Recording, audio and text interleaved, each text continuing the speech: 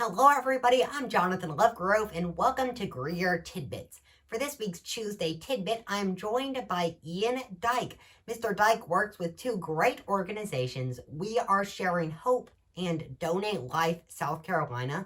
And both of these two organizations are on a very important mission. So, Mr. Dyke, I guess my first question for you would be, what are these organizations and what exactly do you do?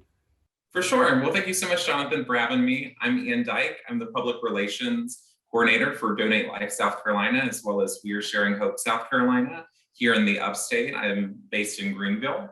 And so Donate Life South Carolina and We Are Sharing Hope South Carolina, they're really the two organizations that are designated by the federal government and the state government to oversee and manage donation here in South Carolina, organ, eye, and tissue donation. On the one side, we have Donate Life South Carolina. That's where the registry lives. So Jonathan, when you get your driver's license or renew your license and you sign up to be a donor, that's where your registration lives. They live and protect that donation registration.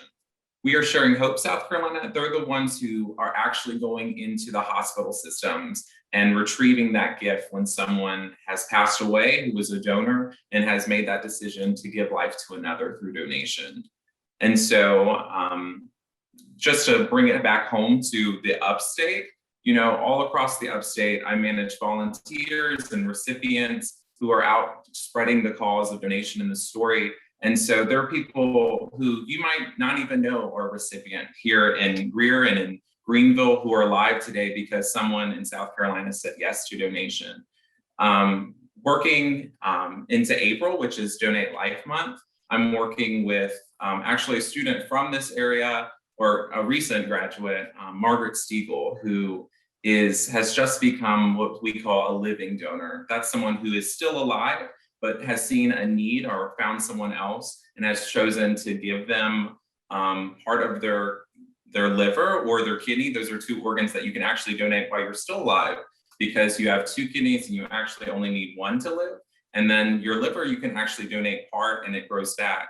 So Margaret is actually from this upstate area and has recently, she's still in recovery, has chosen to become a donor and actually, while she's still alive, help give somebody else life who is also a student from the upstate. So this message and this mission is not out there somewhere. It's very close to home here in Greer and South Carolina as well. That is just great. And I guess my second question for you would be, the reason we're having you on today is because of something very special that happened last week at the Greer City Council meeting. So can you tell us just a little bit about what happened in Greer? For sure. So Greer joined more than 60 cities across South Carolina in recognizing Donate Life Month, which is in April. And so I actually have with me a document, a proclamation from Mayor Danner. And so Greer City Council made an official proclamation at their last meeting that as a city and as residents, they support the cause of donation, both here in South Carolina and across the United States, and that they recognize Donate Life Month as an important month to help educate communities, register donation decisions, and really celebrate the thousands of lives that have been saved through donation. In 2020 alone, which I'll remind you and your audience, is a year that the pandemic was full swing. In the middle of a pandemic, donation in the US saved nearly 50,000 lives. And on top of that, healed so many more through the gift of tissue donation. And more than 50,000 people who were blinded, and because of a cornea donor, those people can see again. So donation is all across the country, healing and changing lives and saving lives. And so Greer, what they did is recognize the importance of that and encourage all the residents of Greer to become a registered donor. Before we end the interview, can I quickly ask you, how can people support your mission? How can people get involved?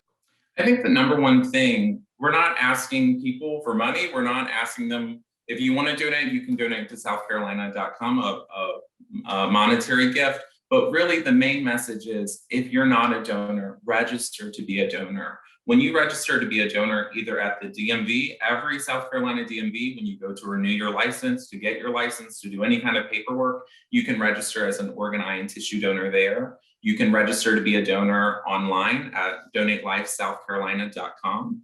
The registration takes about probably 30 seconds to do. And if you're an iPhone user, you can register on your iPhone's health app. It takes about 30 seconds to do again. And so when you do that, that is your decision to be a donor if you are in the position where you can be a donor. And so one donor can save 8 lives, heal 75 lives, and give 2 people back their sight. And so it's one very simple decision that really costs you nothing, but can truly give someone back their life. Well, thank you so much for taking the time to talk with us. It's been a pleasure to have you, and I encourage all the folks watching to go check out these 2 great organizations. Thank you for joining us for this week's episode of Tuesday Tidbit.